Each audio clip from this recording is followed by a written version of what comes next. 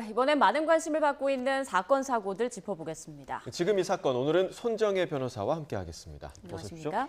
안녕하세요. 네. 자, 먼저 공천 개입 의혹의 핵심 인물이죠. 명태균 씨와 김영선 전 의원 조금 전 법원에 출석하는 모습도 함께 보셨는데 이제 검찰이 구속영장을 청구하지 않았습니까? 이게 수사 의뢰된 지 11개월 만이라고요?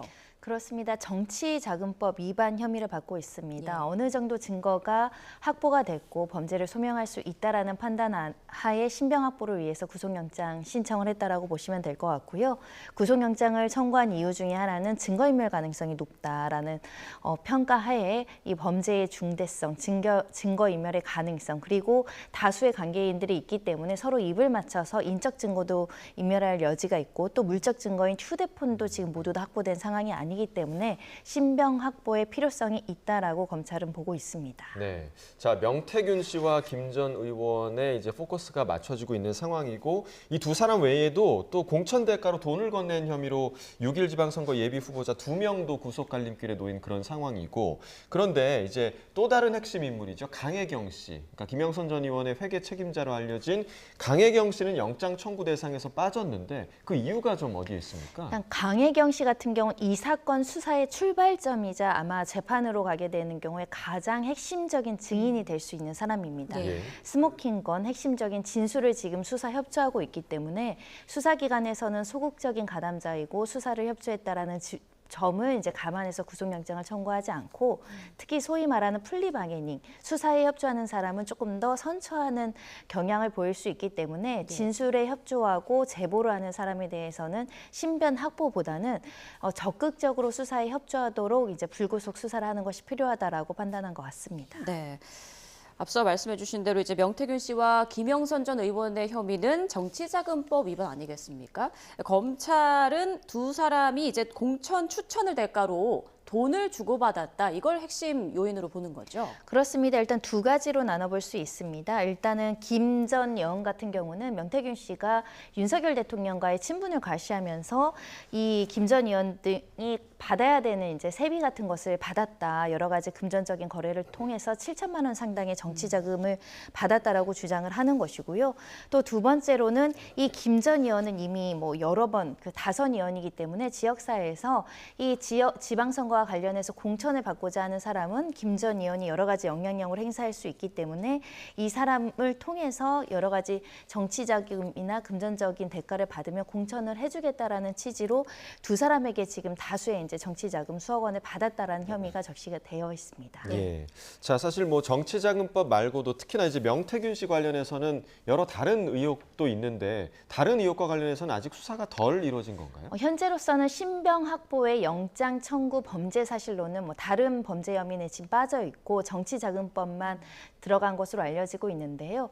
정치자금법만 하더라도 징역 5년 이하의 징역형 1천만 원 이하의 벌금에 처해지도록 되어 있고 받은 금액이 굉장히 많은 경우에는 사실 신병 확보, 실형이 나올 정도로 중대한 범죄로 볼 수 있기 때문에 검찰에서는 일단 정치자금법 위반으로 신병을 확보하고 추가적인 범죄 혐의라든가 사실관계에 대해서는 추가 수사할 것으로 예상되는 상황입니다. 예. 네, 조금 전 이 두 사람이 법원에 출석하면서 일단 명태균 씨는 취재진의 질문에 아무 말도 하지 않았고요. 김영선 전 의원은 살인자와 같은 버스를 타다 내렸다고 영장을 청구하나 이렇게 뭔가 부당하다는 듯이 억울하다는 듯이 얘기를 했단 말이죠. 이 두 사람의 입장을 좀 다시 한번 짚어볼까요? 일단은 이 명태균 씨와 김 전 의원 같은 경우는 건네진 돈의 목적과 관련해서 빌린 돈이라고 주장하고 있습니다. 예. 그러니까 공천 대가로 부정하게 수수한 것이 아니라 순전히 개인 간에 빌리고 차용 관계로 형성된 돈이기 때문에 정치자금으로 보일 수 없다라는 취지를 주장하는 것으로 보이고요. 특히 이 명 씨와 강혜경 씨와의 이제 전화 통화 내용을 이제 거론을 하면서 내가 적극적으로 일에 가담하거나 구체적인 내용을 알고 이런 행위를 한 것이 아니라 주도적인 것은 회계 책임자가 한 것이 아니겠느냐라는 취지로 책임을 회피하는 발언도 하고 있는 것으로 보입니다. 예. 따라서 이 관련해서는 공천 관련해서 매수 대가가 아니다. 순전히 개인적인 친분을 고려한 어떤 개인 간의 돈 금전 거래에 불과할 뿐 강혜경 씨가 주장하는 것은 사실이 아니고 본인이 주도적으로 했던 어떤 행위를 나한테 어떻게 보면 뒤집어 씌운다라는 취지의 논리를 유지할 것으로 보입니다. 네, 어찌됐든 김영선 전 의원 측의 자금을 강혜경 씨가 관리를 했던 건데 그거를 회계 책임자에게 모두 책임을 돌린다. 이 부분에 대해서는 좀 어떻게 좀 보시나요? 그러니까 보통 이렇게 이제 뇌물수수 사건, 정치자금법 사건에서 가장 중요한 핵심 인물들은 회계 책임자죠. 실질적으로 돈을 집행하고 실무를 담당했던 사람들이기 때문에 보통 회계 책임자들이 어떤 문제가 발생했을 경우에는 스스로 단독적으로 했다라고 주장하는 경우도 있지만 이 사건 같은 경우는 강혜경 씨는 이 결제 과정이나 이런 부분에 있어서 김 전 의원의 지시가 있었고 공모가 있었고 이 관련된 내용들이 있었고 공천 개입이 있었다는 취지로 지금 제보를 하고 있거든요. 예. 오히려 반대되는 취지에 진술하는 겁니다. 본인도 처벌받을 가능성이 있습니다. 왜냐하면 이 사실관계가 모두 사실이라고 한다면 정치자금법 위반의 공범이 되는 것이거든요. 예. 그럼에도 적극적으로 이렇게 제보하는 것은 이것이 진실이라고 생각해서 하는 경우도 있지만 또는 모함하기 위해서 하는 경우도 있을 수 있기 때문에 경찰, 검찰에서는 그 진술의 신빙성을 얼마나 인정할지가 굉장히 관건으로 보이는 상황이라고 보시면 될 것 같고요. 그렇기 때문에 지금 회계 책임자와 김 전 의원의 의견이 불일치하는 겁니다. 김 전 의원은 건 빌려준 돈이라고 하는데 회계 책임자는 대가성이 있다라고 주장하기 때문에 누구의 말이 진실인지가 이제 앞으로 밝혀져야 되는 상황입니다. 자, 명태균 씨 앞서 지팡이를 짚고 검찰에 이제 출석을 했는데요. 건강상 이유 등을 들면서 영장 기각을 요청할 것이다. 이런 전망이 나오더라고요. 근데 영장의 필요성이 있고 범죄의 중대성이 인정이 되는데 단순히 이제 지팡이를 짚는 정도의 건강상의 이유로 기각되는 전례는 거의 없죠. 그렇기 때문에 결국 범죄의 소명이 이루어졌느냐, 증거인멸 가능성이 있는지가 핵심적인 판단의 기준이 될 것으로 보이는데요. 건강상의 이유를 지금 계속 주장하는 것은 혹시 구속돼서 수사가 계속 진행되고 구속된 상태로 재판이 장시간 이루어지는 경우 보석 신청이라든가 양형 사유로 이런 건강상의 문제를 주장할 여지가 있기 때문에 지금 질병의 문제를 이제 거론하는 것이 아닐까라는 생각이 들고요. 정말 생명에 심각한 위협으로 구금되거나 구속돼서 질병이 악화될 사정이 아닌 이상은 단순한 질병 문제로는 기각해주지 않습니다. 네, 자 일단은 김영선 전 의원에 대한 영장실질심사부터 먼저 시작을 할 텐데 김영선 전 의원 그리고 명태균 씨에 대한 심사 시간이 좀 어느 정도 걸릴 거라고 예상을 하십니까? 일단 구속을 가르는 굉장히 치열한 쟁점으로 서로 이제 공방을 해야 되는 사건이기 때문에 적어도 3시간, 4시간의 공방은 이루어질 것으로 보입니다. 예. 왜냐하면 관련자들이 총 4명 그리고 관계자들은 훨씬 더 인적인 내용들로 수사받는 사람이 훨씬 많은 상황이고요. 금액도 상당히 많습니다. 이 둘 사이의 금액만 7천만 원이 넘고 특히 다른 이제 지방의 의원 공천 를 이유로 이제 돈을 받은 것도 수억 원에 이르기 때문에 이걸 하나하나 이것이 사실이 아니라는 걸 밝히는 사실관계 다툼도 굉장히 오래될 것으로 보이고 특히 진술의 신빙성, 강혜경이라는 회계 책임자의 진술의 신빙성이 인정돼서는 안 된다라는 주장도 펼칠 것으로 예상되기 때문에 상당히 오래 진행될 수 있고 다만 결정 같은 경우도 이 진술을 모두 듣고 고심을 해야 되다 보니 오늘 밤 늦게나 내일 새벽에 결정되지 않을까 추정할 수 있습니다. 예. 네, 구속의 갈림길에서 결과는 오늘 밤이나 내일 새벽으로 예상을 해주셨습니다. 이들이 심사를 마친 뒤에 이제 창원교도소로 이동을 한다고 하더라고요. 그 뒤에 이제 어떤 결과가 또 이뤄질까요? 대기하기 위해서 교도소에서 대기하는 것이고요. 만약에 밤까지 기다려서 구속 결정이 나면 곧바로 이제 수감 절차를 따르게 될 것이고 기각 결정이 나면 바로 이제 풀리는 상황이 발생을 할 것으로 보이는데 영장 실질 심사가 끝날 때까지 이제 신변을 확보해서 결정을 보고 이제 석방할지 아니면 바로 구금을 할지가 결정되는 상황입니다. 네. 자, 심사 결과는 어떻게 예상하십니까? 만약에 뭐 두 사람 중 한 사람은 구속되고 한 사람은 불구속되고 이런 경우가 나올 수도 있다고 좀 보세요? 일단 두 사람 중에 한 명이라도 가서 자백하고 인정한다고 한다면 뭐 결과가 달라질 수 있을 것으로 보이지만 현재 상황에서는 두 명 다 부인하고 있고 이 범행에 대해서 빌린 돈이다, 이거 공천의 대가가 아니라고 주장하고 있는 상황이어서요.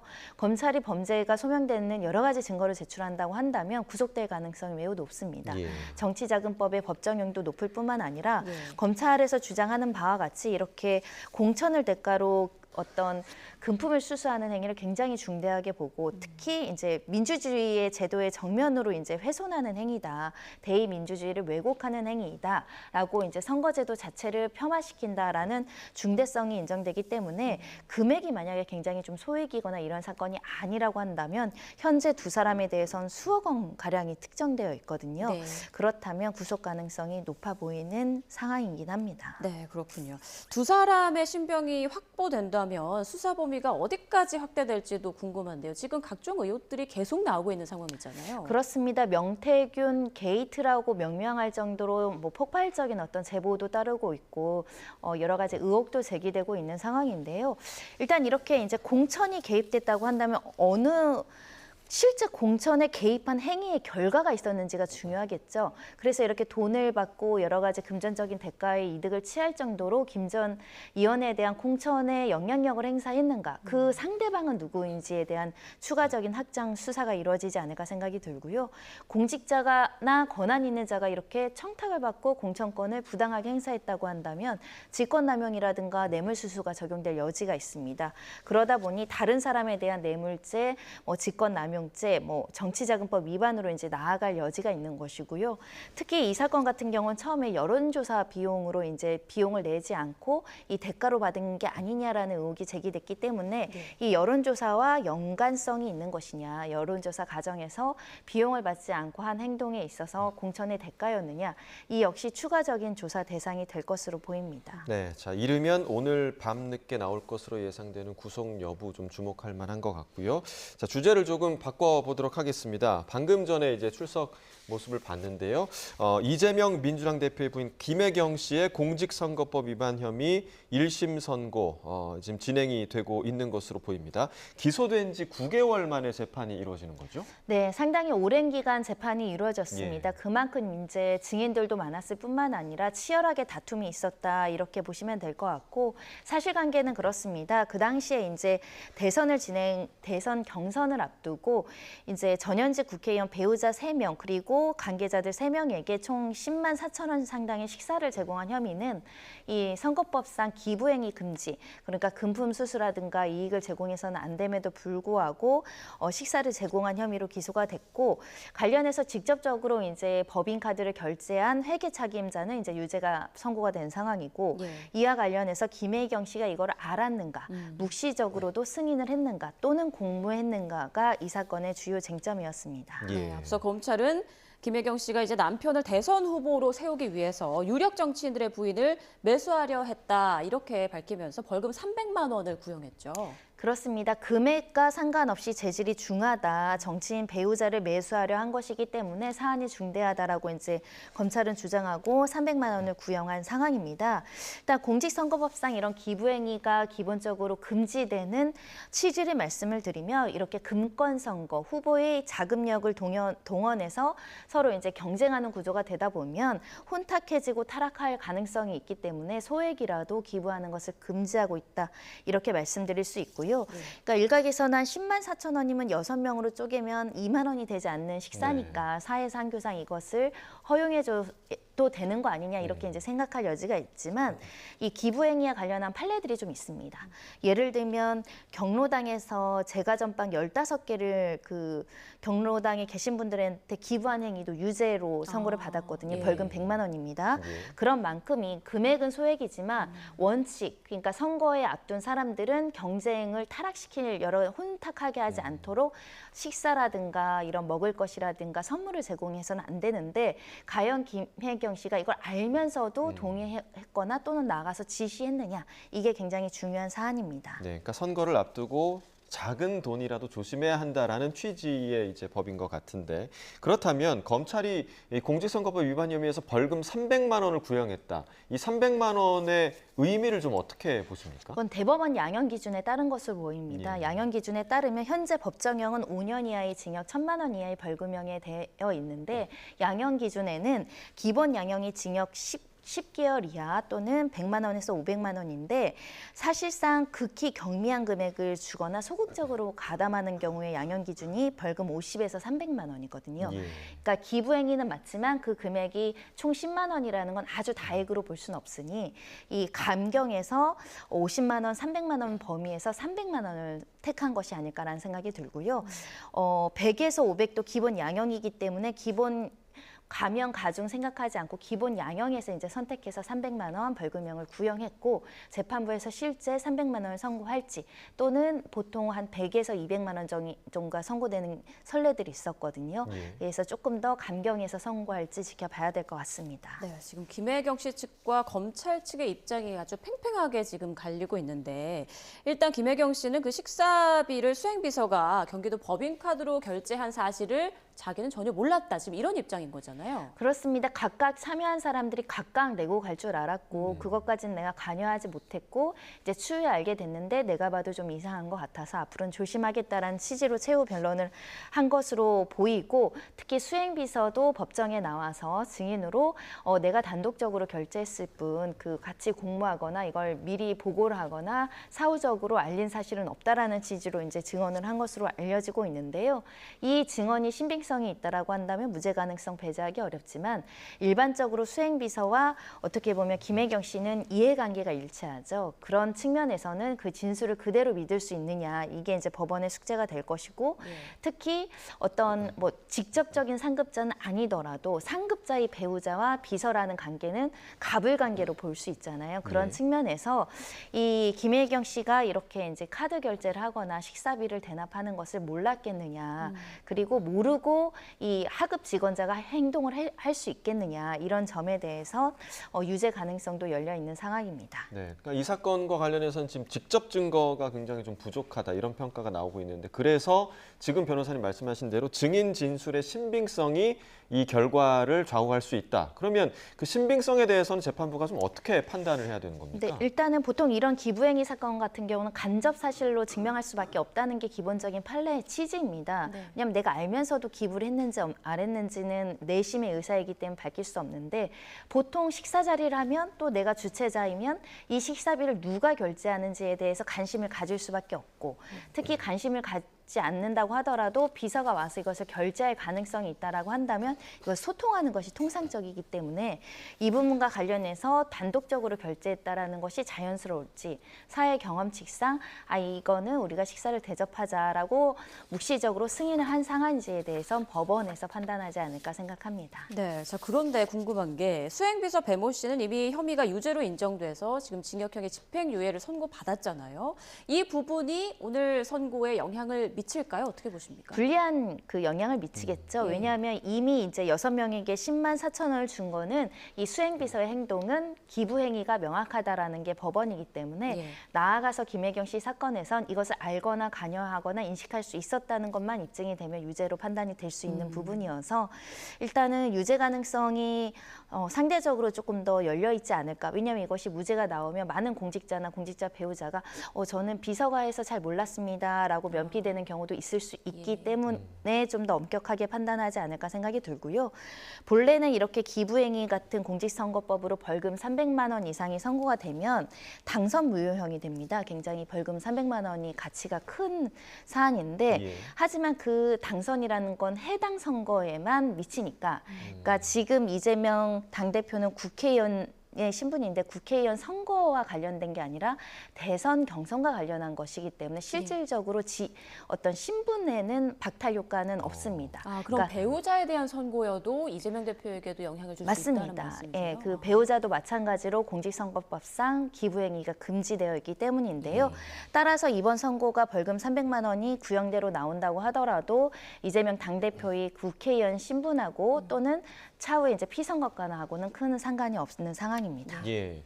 자, 일정이 굉장히 좀 공교로운 게 오늘 김혜경 씨 1심 선고가 있고 내일 남편인 이재명 대표의 또 1심 선고가 예정이 돼 있습니다. 그래서 이제 이 일정이 맞물리면서 더 큰 관심을 받고 있는 건데 오늘 김혜경 씨 선고 결과가 혹시나 내일 이재명 대표의 선거 결과에 영향을 미칠 수가 있나요? 어떻게 좀 보십니까? 원칙적으로 미쳐서는 안 되죠. 예. 별개의 독립적인 재판일 뿐만 아니라 각자의 법관이 양심에 따라서 개별 사건을 개별 재판부의 양심에 따라 이제 증거와 법리로 이제 판단하는 것이기 때문에 영향을 미치지 않는다라고 판단해야 되고요. 다만 이제 여론에 미치는 영향이 있겠죠. 오늘 김혜경 씨 관련된 재판의 유죄가 나오고 또 내일 유죄가 나온다거나 또는 무죄가 나오고 무죄가 나온다고 한다면 정치권의 커다란 쟁점으로 이 검찰의 기소나 이 판단에 대한 또 평가가 있을 수 있기 때문에 이 다발적으로 나오는 사법 리스크가 어떻게 이제 민주당에서 헤쳐나갈 수 있는지, 특히 어떤 재판 결과가 나왔을 때 받아들이지 못하는 판결이 나왔을 때의 대처는 또 어떠할지, 또 일부 무죄가 나왔을 때 그 검사들의 어떤 부당한 기소에 대한 논란은 또 어떻게 처리할지 이 부분이 좀 쟁점이 될 것으로 보입니다. 예. 네, 내일 나오는 그 이재명 대표 1심 선고가 이 대표가 받는 4개의 재판 중에 가장 먼저 나오는 선고라고요? 그렇습니다.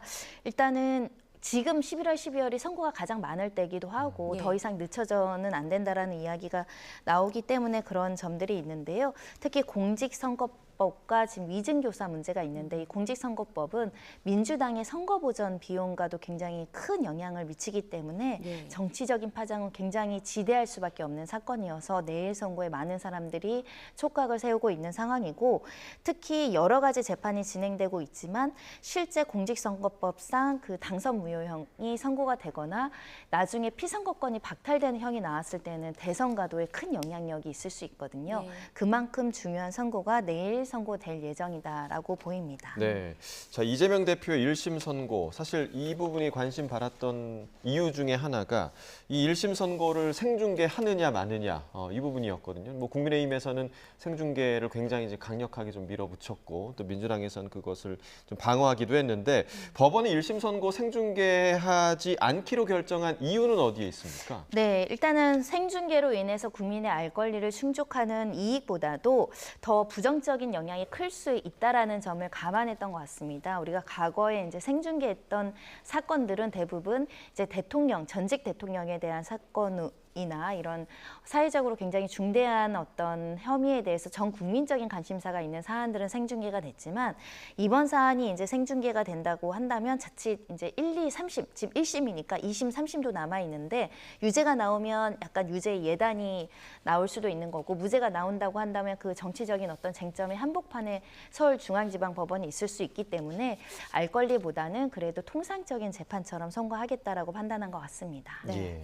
이번엔 좀 주제를 바꿔서 끔찍한 사건들을 좀 봐야 될 것 같습니다.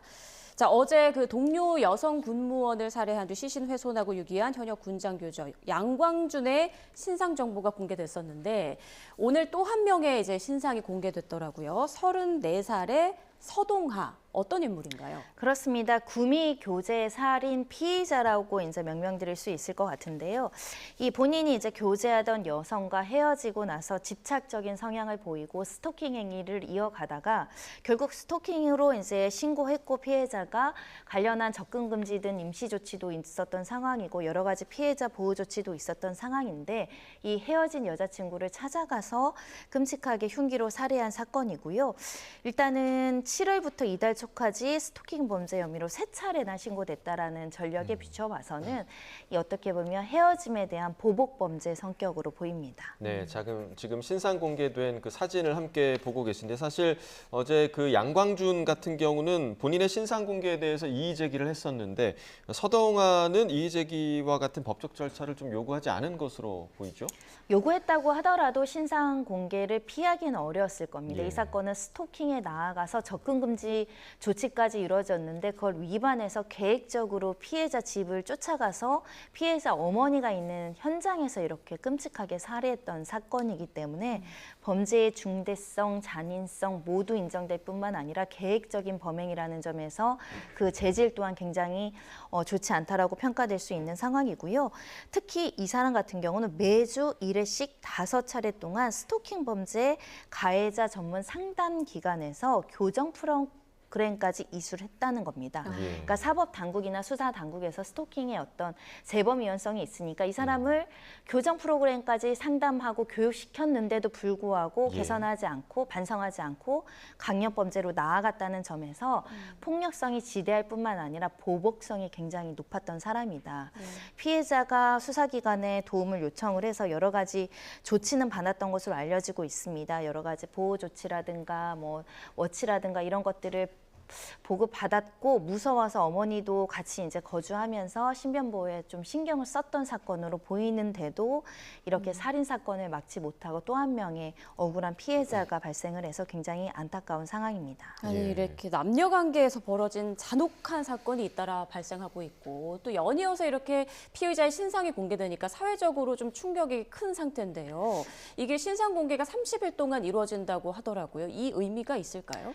이것은 특정범죄 신상정보공개법에 따라서 그 최대 30일까지 공개할 수 있다라고 규정을 했기 때문입니다. 예. 이것은 피의자 신분에서 국민의 알 권리를 보장하기 위해서 특정 강력범죄에 한해서 이렇게 공개하는 것이기 때문에 무한정 공개할 수는 없고 최대 30일 동안 공개를 한다라고 보시면 될 것 같고 특히 무죄 추정의 원칙이 있으니까 신상 공개를 하더라도 또 구속돼서 재판 과정에서 또 무죄 변론을 하거나 재판받을 권리, 무죄 추정의 원칙은 헌법상으로 이제 유지를 해야 되기 때문에 무한정할 수 없어서 기간이 제한되어 있는 거다. 이렇게 말씀드릴 수 있고요. 이 사건이 가지는 또 사회적인 메시지는 반복되고 있지만 스토킹이 정말 경미한 범죄가 아니라는 겁니다. 예. 초기 대처, 예. 그리고 아무리 수사 당국에서 경고하고 접근 금지 조치 내리고 스마트워치 주고 피해자 집에 왔을 경우 알림 경보를 주고 하더라도 내가 보복하겠다고 맞는 스토킹 가해자를 법에서 완벽하게 막아줄 수 없다는 거죠.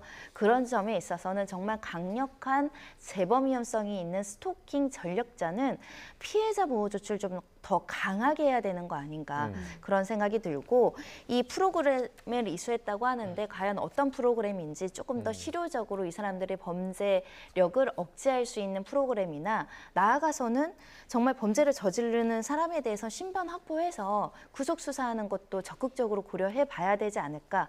만약에 이 가해자 같은 경우도 이렇게 보복에 대한 의사를 굉장히 강력하게 표출해서 지금 구속 수사를 받고 있었다면 예. 혹시 피해자가 피해를 받지 않았을 수도 있지 않을까 굉장히 아쉽습니다. 네. 네, 말씀 중에 김혜경 씨에 대한 1심 선고 결과가 나왔습니다. 공직선거법 위반 혐의를 받는 김혜경 씨 1심에서는 벌금 150만 원이 선고됐다는 소식입니다. 네, 앞서 검찰이 300만 원, 벌금 300만 원을 구형했는데 지금 절반 수준인 벌금 150만 원이 선고됐다라는 소식이 들어왔는데요. 변호사님, 이 150만 원의 선고 결과 어떻게 좀 분석을 해보십니까? 김혜경 씨 처음부터 이제 수사기관부터 법정에 이르기까지 무죄 주장을 했지만 법원에서는 그 무죄 주장을 받아들여 주지 않았다.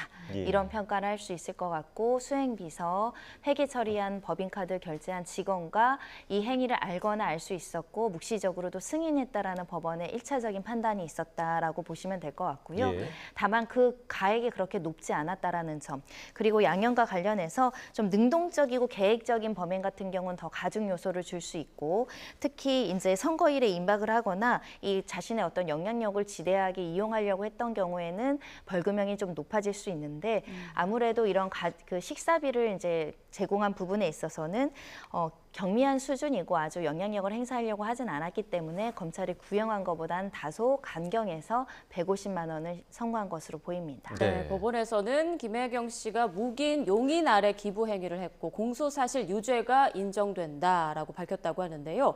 김혜경 씨가 묵인 용인 아래 기부 행위가 이뤄졌다. 이 부분에 대해서 좀 깊게 본 것 같아요. 그렇습니다. 공직자의 배우자 더군다나 이재명 당대표는 한두 번 선거를 해본 게 아니잖아요. 지자체 선거도 했고 뭐 대선부터 여러 가지 이제 선거를 했다면 기본적인 선거법의 취지, 선거를 앞두고 작은 돈이라도 밥을 사거나 술을 사거나 선물을 주거나 해서는 안 된다는 기본 원칙을 알고 있지 않았을까. 그런데 밥을 먹었으면 밥을 누가 결제하는지도 굉장히 신경 써서 처리를 해야 되는데 만연히 그냥 각자 결제를 했거나 뭐 알아서 아랫사람들이 알아서 했겠다 이런 생각만으로는 부족하고 적어도 이렇게 주최한 자리에서 이렇게 카드 결제가 있었다는 또는 그렇게 할 거라는 것을 알거나 그걸 용인했다라고 이제 평가를 한 것으로 보이기 때문에 이런 행위도 적극적으로 가담한 건 아니지만 소극적으로 용인하고 승인한 것도 유죄로 볼 수 있다라는 취지입니다. 네, 그동안 이제 김혜경 씨 측은 그 범행에 관여한 적이 없다, 그런 결제 사실을 몰랐다라고 계속해서 주장을 해왔는데 이런 주장이 결국 받아들여지지 않은 거라고 보면 되는 겁니까? 그렇습니다. 왜냐하면 사회 통념과 경험칙상 내가 주최하는 그 중에 어떻게 보면 책임자나 더 높은 사회적인 지위에 있는 사람들이 밥값을 누가 결제하는지에 대해서 전혀 관여하지 않는 것이 오히려 조금 경험칙에 반할 수 있는 부분이 아닐까. 예. 그러면 도대체 어떤 사람이 밥을 낼까? 이런 기본적인 의문이 이제 사회 상규상 그거 좀 의구심이 있고 받아들이기 좀 어렵다. 이렇게 이제 법원에서도 본 거 아닐까 생각이 들고요. 특히 기부행위는 아주 아까 말씀드린 것처럼 그 빵 15개라고 하더라도 처벌된 전례들이 있거든요. 그러니까 더 경각심을 가지고 잘 챙겨야 되는 부분인데 단순히 나는 관여하지 않았고 몰랐다라고 면피돼서는 안 된다라는 게 법원의 취지인 것 같습니다. 예. 네, 김혜경 씨는 줄곧 혐의를 부인을 했지만 1심 재판부는 벌금 150만 원을 선고했습니다. 항소심으로 넘어갈 가능성 어떻게 보세요?